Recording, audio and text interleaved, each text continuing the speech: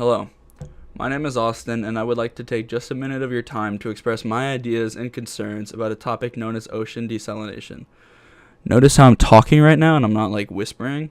Okay, first of all, we need to know what it is we're actually talking about. So, desalination is the process that extracts mineral components from saline water. More generally, desalination refers to the removal of salts and minerals from a target substance. For example, like soil desalination, which is like an issue for agriculture. But in this, we're going to be talking primarily about desalination that occurs in our oceans today. Sorry, I'm like really sick right now. So, salt water is desalinated to produce water suitable for human consumption or irrigation. One byproduct of desalination, however, is salt.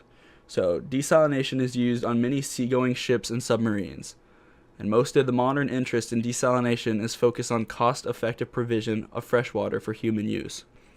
But due to its massive energy consumption rate, it is very expensive, but ironically will save us all in the future. So, weirdly enough though, as of today, about 1% of the population relies on desalinated water as a source of necessity.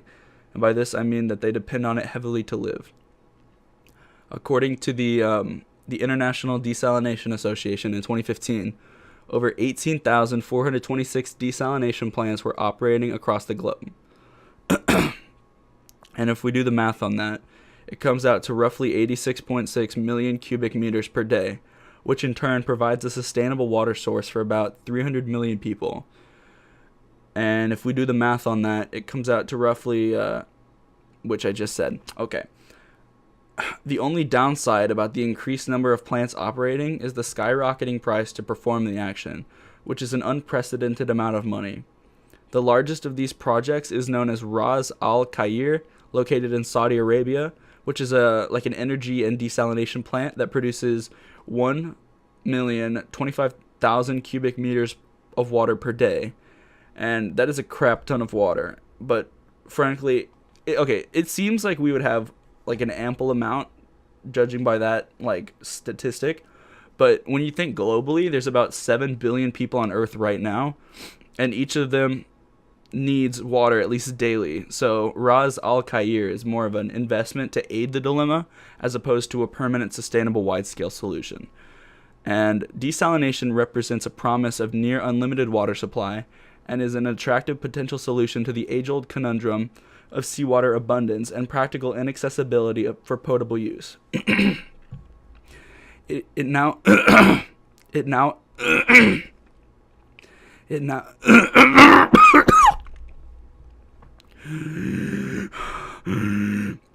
It now encompasses the removal of both salts and dissolved contaminants from various sources such as seawater, brackish brackish surface or groundwater, and industrial and municipal wastewaters. So, okay, let's backtrack a little bit to the history, the origin of aquatic desalination. So, believe it or not, it is actually first mentioned in the Bible in Exodus 15:22 through 26, and it states, "Then Moses led Israel from the Red Sea, and they went to the desert of Shur. For 3 days they traveled in the desert without finding water. When they came to Marah," which literally I think translates to bitter or something like that, "they could not drink its water because it was bitter. So the people grumbled against Moses, saying, 'What do we drink?' Then Moses cried out to the Lord, and the Lord showed him a piece of wood. He threw it into the water, and the water became fit to drink."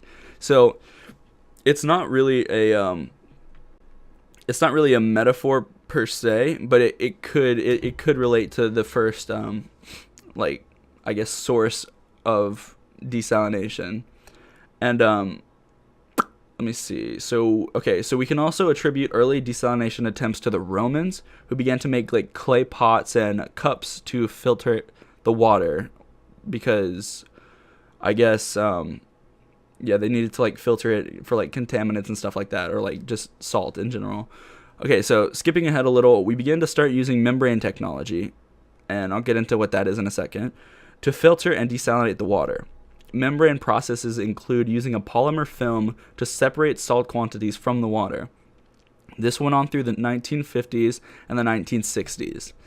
And In regards to today, an organization known as SAWS provides a long-term desalination project that they estimated will last from 2040 to 2070. They also have plans to meet the city's water needs for at least the next 50 years by effectively managing our existing supplies and developing new water sources for the future, which I thought was amazing because they're doing a lot to provide fresh water for a lot of people. And obviously, judging by the numbers I said earlier, there's only so much water to go around. And once we run out of all the fresh water, basically we're going to die out. So we need new sources of sustainable water. And if we don't have it, then yeah, we're not going to live. So my overall predictions for the future include a shortage of freshwater quantities. Therefore, we must turn to desalination of the oceans to provide a sustainable drinking water supply. Yeah. As of 2011, Texans did not have a seawater desalination plant, but I'm pretty the representatives at the Laguna Madre Water District and I believe South Texas voted to build a seawater plant on South Padre Island. Construction began in 2013, and as of now, the building has been established and is working towards future water sources and sustainable desalination and all that. Some frequently asked questions are, "Hey, cuz, how does water lose the salt aspect of it, homie?"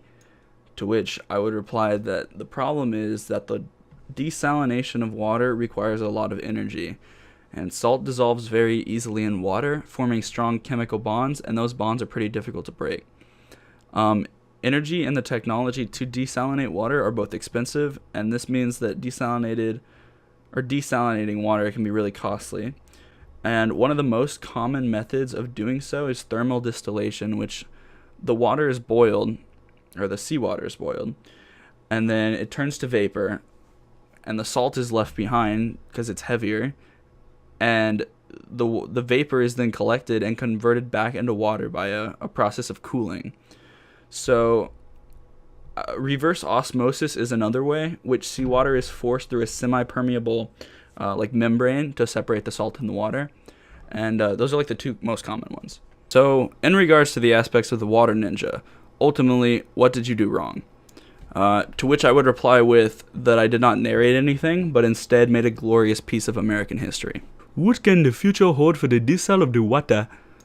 And as you can tell, I really liked this man's accent, so I replied that freshwater quantities are expecting to plummet for future generations. Therefore, we need to start looking for other reliable water sources. What do you think about that answer? Yes, I kind of like that, you know.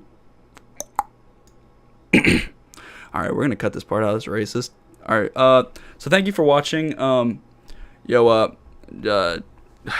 Taekwondo or whatever your name is. You wanna give them something to go off with? You better give this kid 100, dude. Okay. Okay. Yeah. Okay. We're done with that. Yeah. Thank you guys for watching. I hope you guys enjoyed my project on ocean desalination.